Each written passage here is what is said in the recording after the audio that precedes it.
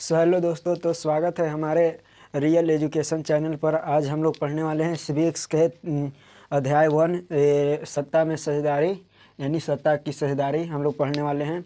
उसके बाद ये है तीसरा वीडियो है। 2 वीडियो ऑलरेडी इस चैनल पर अपलोड कर दिया गया है, इसलिए पहले वो वीडियो देख लीजिए। पहला वीडियो बताए थे इंट्रोडक्शन और दूसरा वीडियो बताए थे बेल्जियम में सत्ता की साझेदारी। और आज हम लोग पढ़ने वाले हैं श्रीलंका की स्थिति के बारे में हम लोग पढ़ने वाले हैं। तो देखिए, यहाँ पे सबसे पहले हम लोग श्रीलंका के बारे में जानते हैं और श्रीलंका के बारे में हम लोग पढ़ते हैं। तो पहले हम इसको समझा देते हैं, उसके बाद जो लास्ट में इसको लिखवा भी देंगे और आप उसको नोट कर लीजिएगा। अगर आप नोट नहीं कर कीजिएगा तो फिर हम इसको टेलीग्राम पर दे देंगे। ऐसे जो बेस्ट रहेगा, आप क्लास के साथ नोट कीजिएगा और पढ़िएगा। इससे क्या होगा कि आपको समझ में भी आ जाएगा, और दूसरे में जब आपको इस वीडियो को पोस्ट करके यानी रुका कर और लिखिएगा तो रिवीजन। श्रीलंका है, यह एक एशिया का देश है, यह एशिया का एक देश है। हम लोग भी एशिया में ही आते हैं, यानी भारत भी एशिया का ही एक देश है, एशिया महाद्वीप का एक देश है। तो ये द्वीपीय देश है जो श्रीलंका है। श्रीलंका द्वीपीय देश है। कैसा है? तो द्वीपीय देश मतलब कि इसके चारों बगल अगर देखें तो यहाँ जो है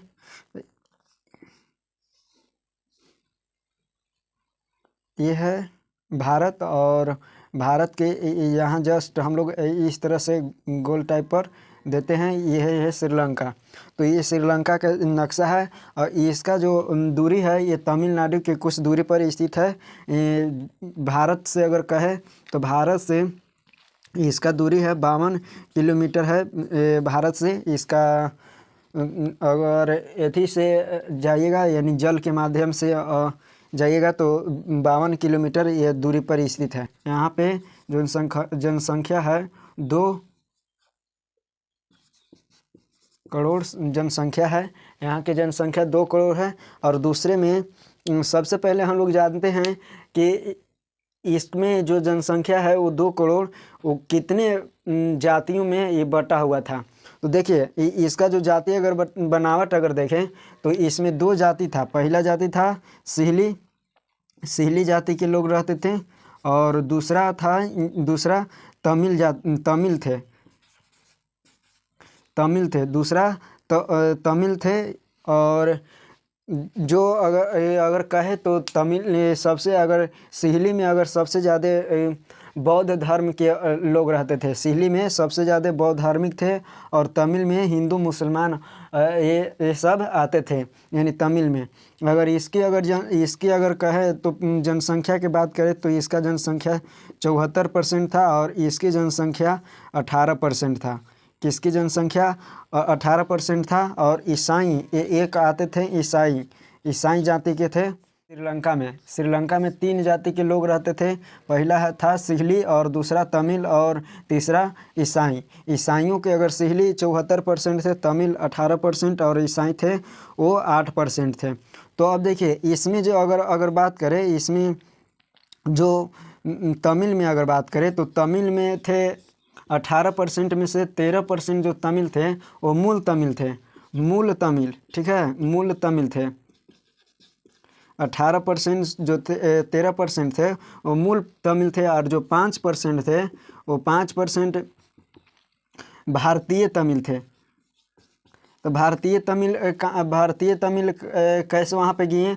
तो वहाँ पे जैसे पहले क्या होता था कि हमारा देश पर जब गुलाम था तो यहाँ से बंधुआ मजदूर बनाकर और श्रीलंका में लेके गया था, और वहीं पे फिर क्या हो गया, निवास बना लिए। तो इस तरह से जो 5% थे वो भारतीय तमिल आ गए, और मूल तमिल यानी वहीं के खास तमिल थे वो 13% थे। तो ये चीज़ तो हम लोग जातीय बनावट देख लिए, ये जाति हम लोग बनावट देख लिए। अब आगे हम लोग देखते हैं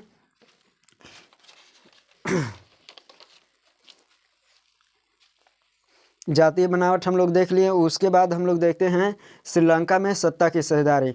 सबसे पहले यहाँ पे जो था सिहली था तमिल पर बहुत शोषण करता था। यानी यहाँ पे किसी भी प्रकार के लोकतंत्र बनाया गया था, लेकिन सिहलियों लोग मिलकर बनाए थे और अपने अधीन बनाए थे। यानी जो भी काम करते थे अपने ही बेनिफिट के लिए, यानी अपने ही लाभ के लिए काम करते थे और तमिल को शोषण करते थे, जिसके वजह से नहीं तो देश का विकास हो रहा था, नहीं समाज के विकास हो रहा था। तो इसके वजह से ये क्या होने लगा, एक दूसरे को टकराव हुआ। अब टकराव हुआ तो यहाँ पे जो सरकार थी, सरकार वहाँ पे क्या करने लगा, एक सत्ता में साझेदारी हम बताए हैं कि सत्ता में साझेदारी क्या होता है।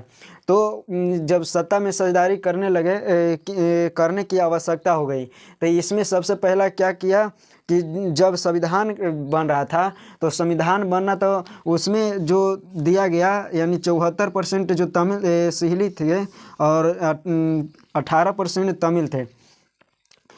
तो यहाँ जो स्वतंत्र हुआ, हमारा जो श्रीलंका जो स्वतंत्र हुआ था, वो स्वतंत्र हुआ था 1948 ईस्वी में श्रीलंका स्वतंत्र हुआ था। स्वतंत्र होने के बाद ये भी एक प्रकार के गुलाम था। तो स्वतंत्र होने के बाद यहाँ पे जो आपस में भारत में भी इसी प्रकार से हुआ था। जब हमारा देश स्वतंत्र हुआ था तो संविधान भी बन गया था, तो कई 2-3 वर्ष तक हमारा देश, लगभग कहे तो 5-6 वर्ष तक हमारा देश जो है वो बढ़िया ढंग से नहीं चल पा रहा था। यानी छोटे छोटे राज्य जो थे वो 500, लगभग 500 से अधिक राज्यों में बटे हुए थे। और वहाँ पे क्या था भारत में कि भारत में जो अलग अलग राज्य था वो सभी अपन अलग अलग देश बनाना चाहते थे। भारत में क्या होता, पहले जो संविधान बना हुआ था, अलग अलग मंत्री था, तो किसी भी प्रकार से संविधान को नहीं मानते थे। लेकिन फिर जाकर जो हमारे जवाहरलाल नेहरू हैं और से महान जो नेताएं थे, तो उसको किसी प्रकार से एकजुट बनाए, यानी एक साथ हुआ। पहले हमारे यहाँ 4 प्रकार के था कि जैसे ABCD, ये तीनों को राज्य के प्रकार था, और उसमें भी ए में कई गो राज्य आते थे, बी में आते थे। तो इस तरह से हम लोग के बटा हुआ, लेकिन इसको फिर हम लोग एकजुट मिलाकर और एक बड़ा देश बनाया जिसको भारत के नाम से हम लोग जानते हैं। तो उसी प्रकार से तमिलनाडु यानी श्रीलंका में था, श्रीलंका में बटा हुआ था स्वतंत्र होने के बाद। तो क्या हुआ कि सिहली जो जाति थे, वो सिहली संविधान बनाया तो अपने ही अधीन बनाया। पहला है स्वतंत्र होने के बाद। स्वतंत्र कब हुआ था? स्वतंत्र हुआ था 48 में, यानी 1948 ईस्वी में ये जो श्रीलंका स्वतंत्र हो गया था। दूसरा में है कि सिहली का दबदबाव, यानी इसका जो सिहली थे वो सिहली तमिल पर दबाव डालते थे। यानी कोई भी काम करते थे तो तमिलों के विरोध में काम करते थे। यानी तमिल जैसे नौकरी में भी, विद्यालय में भी, सभी जगह शोषण करते थे। उसके बाद है 1956 में सिहली भाषा के राष्ट्रभाषा को दर्जा दिया गया। 1956 में, याद रखिएगा, 1956 में जो सिहली भाषा था सिहली, उसको राष्ट्रीय भाषा के दर्जा दे दिया गया। तो तमिल और मतलब कि नाराज हो गए। तमिल सभी जगह से मतलब कि इनको कुछ अधिकार नहीं न के बराबर दिया गया था। इनको कुछ अधिकार, जो तमिल थे वो तमिल का कुछ अधिकार नहीं दिया गया था। और उसके बाद क्या हुआ कि सरकारी नौकरी में भी और सिहली का प्राथमिकता दिया गया।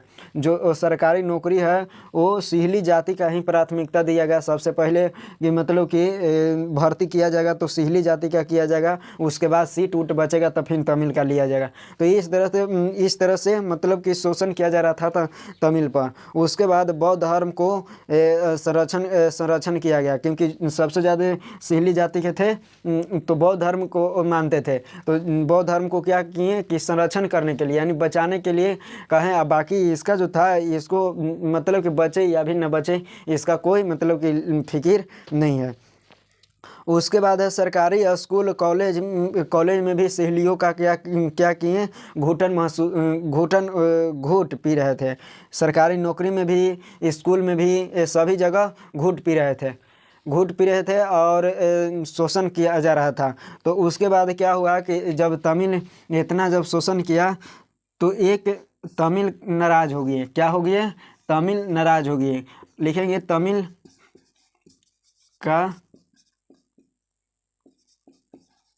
नाराज़गी, यानी क्या क्या चीज़ के बात को लेकर नाराज़ थे तमिल जनता थे, वो क्या क्या चीज़ लेकर नाराज़ थे। तो सबसे पहले तमिल नाराज़ इस बात से थे कि जिस तरह से सरकार बनी है, सिहली का सरकार बनी है, उसी प्रकार से तमिल का भी सरकार बनना चाहिए और तमिल का भी सरकार बनना चाहिए। दोनों का बराबर समान माने अधिकार देना चाहिए। ये इनके इसी के बात कर लेकर नाराज़ थे।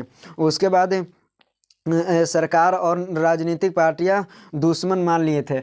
अब इसके बाद जितने भी राजनीतिक पार्टी थे और उसके क्या कर लिए, दुश्मन मान लिए। दुश्मन किस लिए माने, क्योंकि जो देश चला रहा था वो सिहली जाति का ही चला रहा था और सिहली जाति के पक्ष से ही कर रहा था, इसलिए तमिल को नाराज़गी महसूस हुआ और वो सबसे पहले कि जितनी भी सरकार थी उसको दुश्मन मान लिया।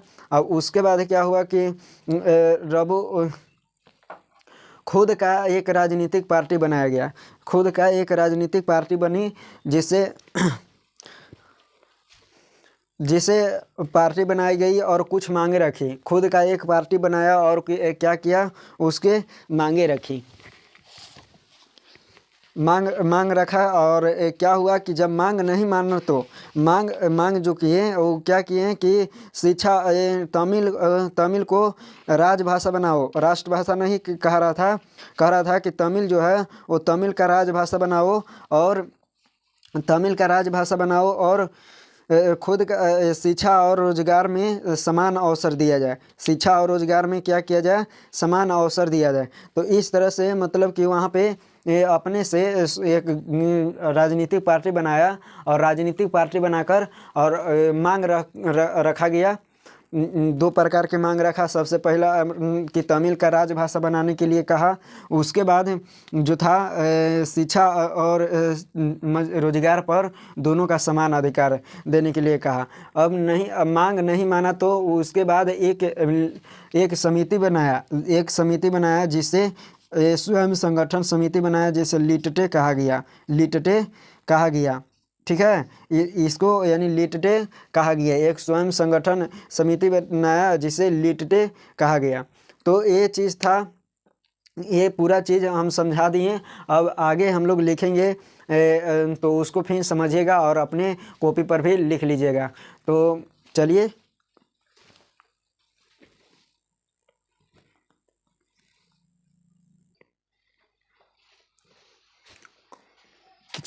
वही चीज़ को लिख दिए हैं जो चीज़ हम समझाएं। तो देखिए यहाँ सबसे पहले यहाँ यह एशिया का एक द्वीपीय देश है जो तमिलनाडु के तट से कुछ किलोमीटर की दूरी पर है।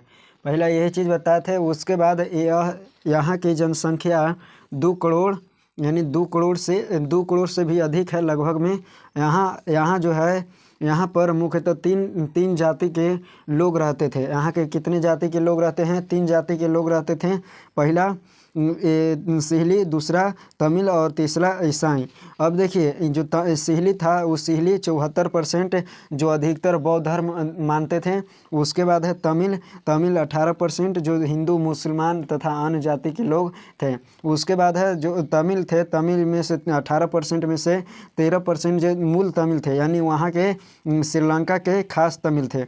उसके बाद जो भारतीय तमिल थे जिनको बंधुआ मजदूर बनाकर लेके गया था, तो वहाँ पे 5% तो थे जो कौजी थे, भारतीय तमिल थे। उसके बाद ईसाई जो थे 8%।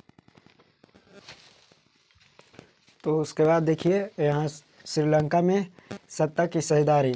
सबसे पहले कि यहाँ जो स्वतंत्र हुआ था, स्वतंत्र 1948 में स्वतंत्र हो गया था। फिर सिहली ने जो संविधान बनाया था, उस सिहली लोग ने तमिल पर दबाव डालने लगे। अब देखिए 1956 में सिहली भाषा को राष्ट्रभाषा का दर्जा दिया गया। उसके बाद है सिहली भाषा को राष्ट्रभाषा के दर्जा दिया गया। तो कब दिया गया था? तो 1956 में। सरकारी नौकरियों में सिहलियों को प्राथमिकता दिया गया। जो सरकारी नौकरी है वो सिहलियों को क्या किया गया? प्राथमिकता दिया गया। उसके बाद बौद्ध धर्म को संरक्षण करने के लिए कहा गया। उसके बाद है जो अगला पॉइंट है, सरकारी स्कूल कॉलेज में सिहलियों को घुटन महसूस होता था। सिहलियों को घुटन यानी किसको घुटन महसूस होता था? तो तमिल को।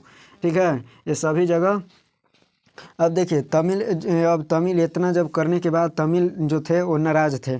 सबसे पहले क्या किए कि जो सरकारी और राजनीतिक पार्टियां हैं उसको दुश्मन मान लिए थे। क्या कर लिए थे? दुश्मन मान लिए थे। उसके बाद क्या हुआ कि खुद की एक राजनीतिक पार्टी बनाई और कुछ मांग रखी। सरकार के आगे कुछ मांग रखा। पहले खुद का राजनीतिक पार्टी बनाई, उसके बाद कुछ मांग रखा। पहला मांग रखा था कि जो सरकार तमिल है वो तमिल को राजभाषा बनाओ, और दूसरा मांग रखा था कि शिक्षा और रोजगार में समान अवसर दो। समान अवसर, ठीक है, समान अवसर, जो शिक्षा और रोजगार में समान अवसर। तो इस तरह से हम लोगों का जो ये श्रीलंका में सत्ता की सदारी यानी श्रीलंका के जो स्थिति था, तो हम लोग इसको ख़त्म कर लिए। अब आगे से जो चैप्टर है, ये चैप्टर का आगे जो हिस्सा है उसको अब हम पढ़ाना शुरू करेंगे कल से, यानी अगला वीडियो में। और उसको देखना नहीं भूलिएगा, ताकि अब जो भी पढ़ाएंगे और परीक्षा के भी से यानी परीक्षा के दृष्टि से सभी महत्वपूर्ण बिंदु होगा। तो आप लोग ध्यान से सुनिएगा और ध्यान से पढ़िएगा। अब तक के लिए जय हिंद।